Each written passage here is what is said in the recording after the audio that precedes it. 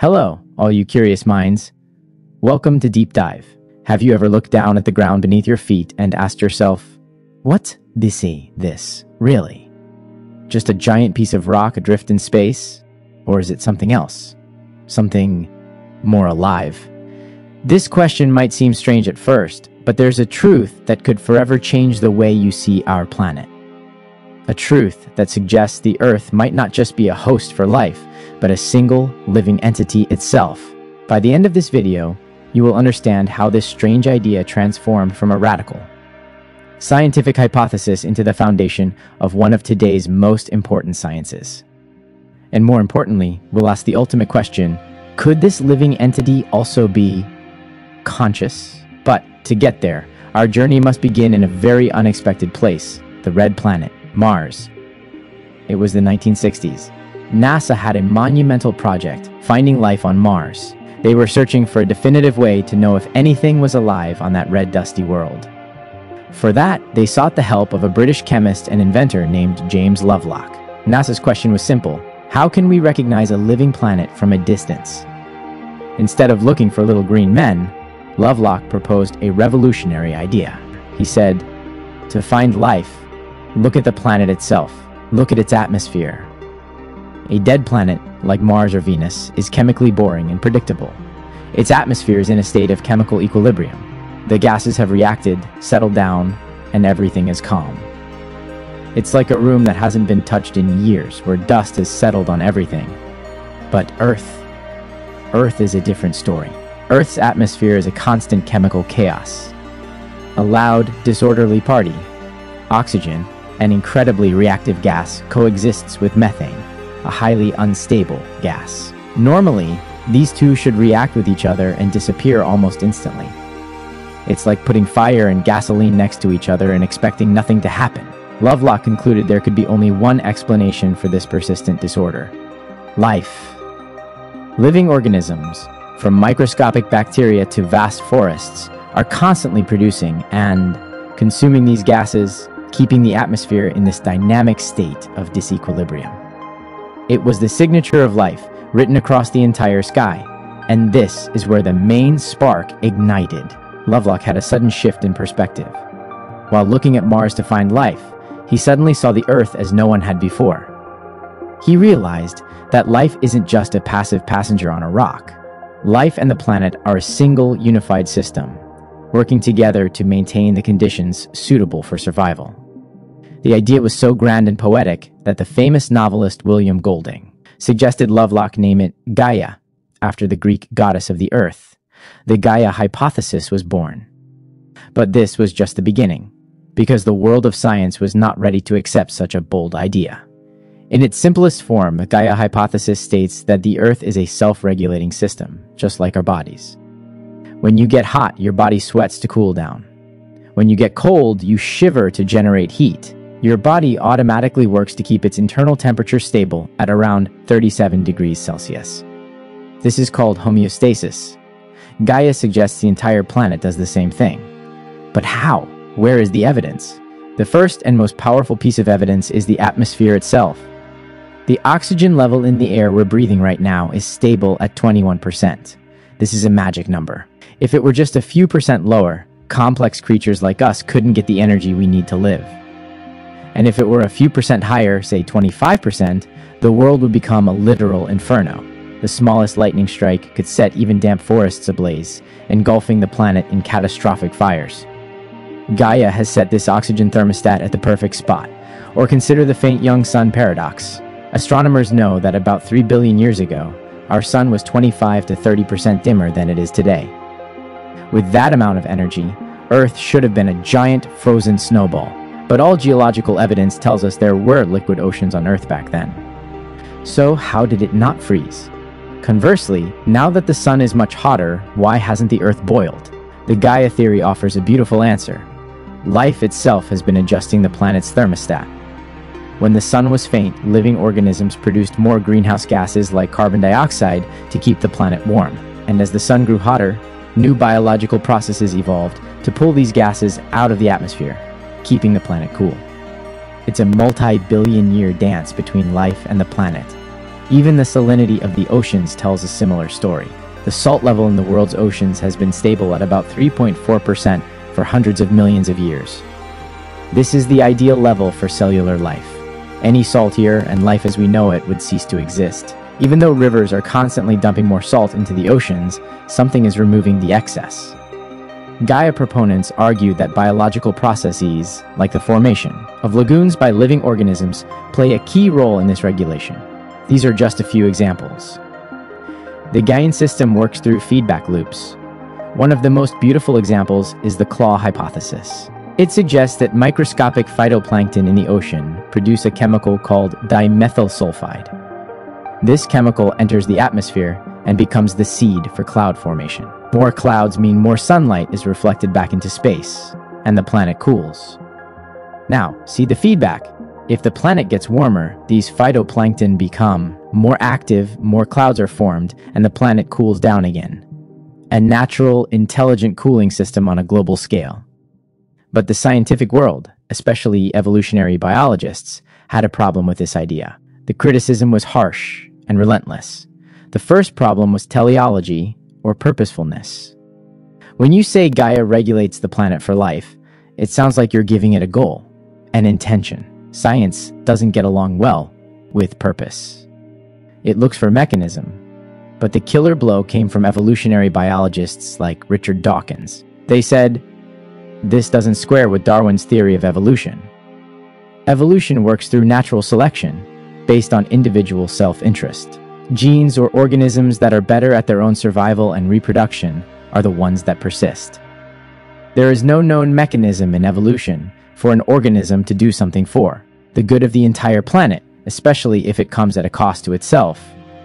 If one bacterium sacrificed itself to produce a gas to cool the planet, another selfish bacterium that didn't. To waste its energy on that task would reproduce faster and quickly drive the altruistic one to extinction.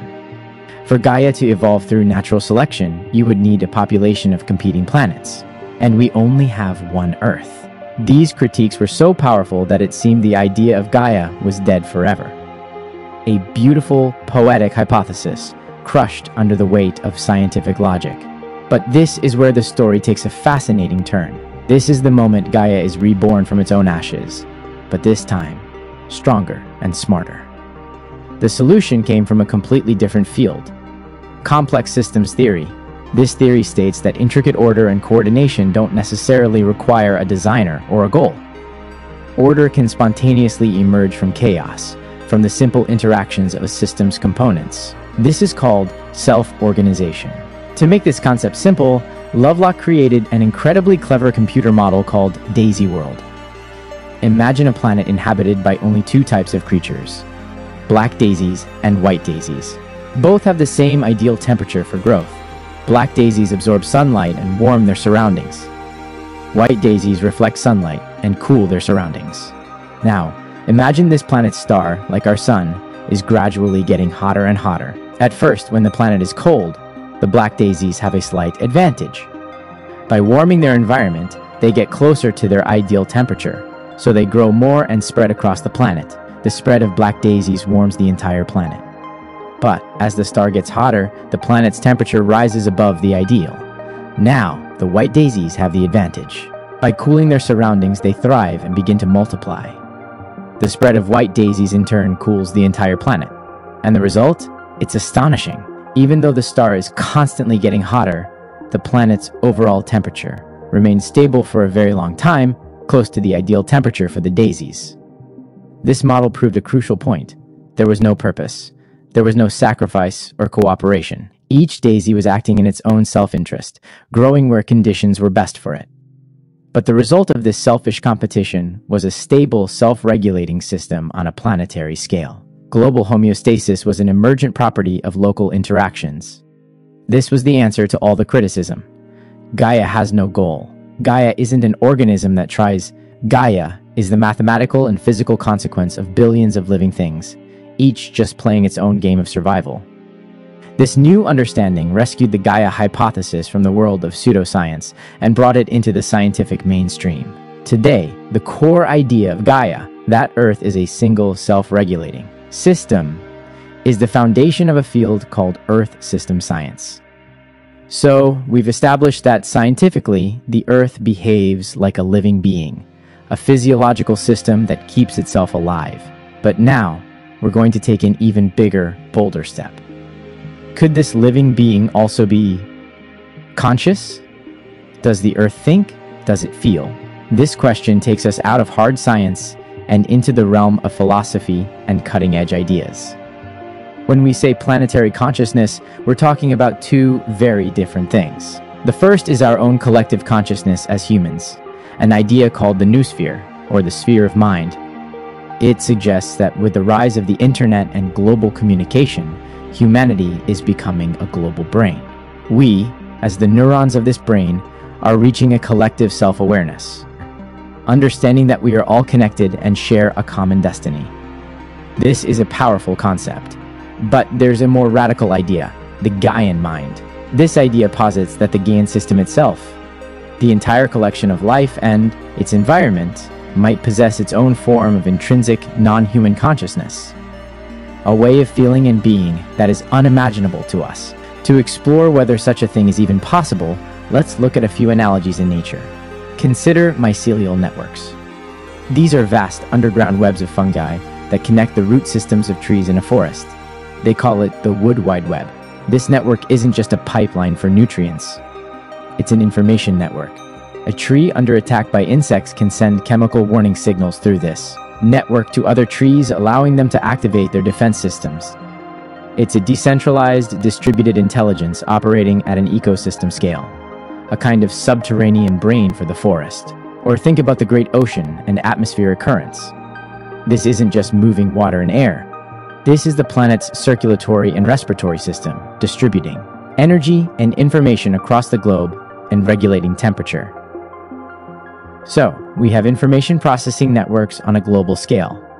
But is information processing the same as consciousness? This is the biggest obstacle to the idea of a conscious Gaia. All the conscious beings we know of have a central nervous system and a brain, a centralized structure that integrates information from various senses into a single unified experience. The Earth has no such brain. Speed is another problem. The fastest that information can travel is the speed of light. Even at this speed, for a signal to get from one side of the Earth to the other takes a significant amount of time. This is far too slow for the kind of rapid integration that consciousness requires. And finally, evolution comes up again. Consciousness in animals evolved to solve specific problems, finding food, escaping predators, finding a mate. These are evolutionary pressures. But what evolutionary pressure did the planet as a whole face that would require it to evolve consciousness? The planet doesn't compete with other planets. So, modern science tells us this. Earth as a living, self-regulating system is a scientific reality. But Earth as a conscious entity with subjective awareness currently has no scientific evidence. And this is where this topic becomes relevant to your life and mine. Does it really matter if the Earth is conscious or not? Perhaps that's not the right question. Perhaps what matters is the effect that viewing the Earth as a living being has on us. In 1968, the astronauts of Apollo 8 captured the first image of the Earthrise from lunar orbit. That fragile blue and white image changed human consciousness forever.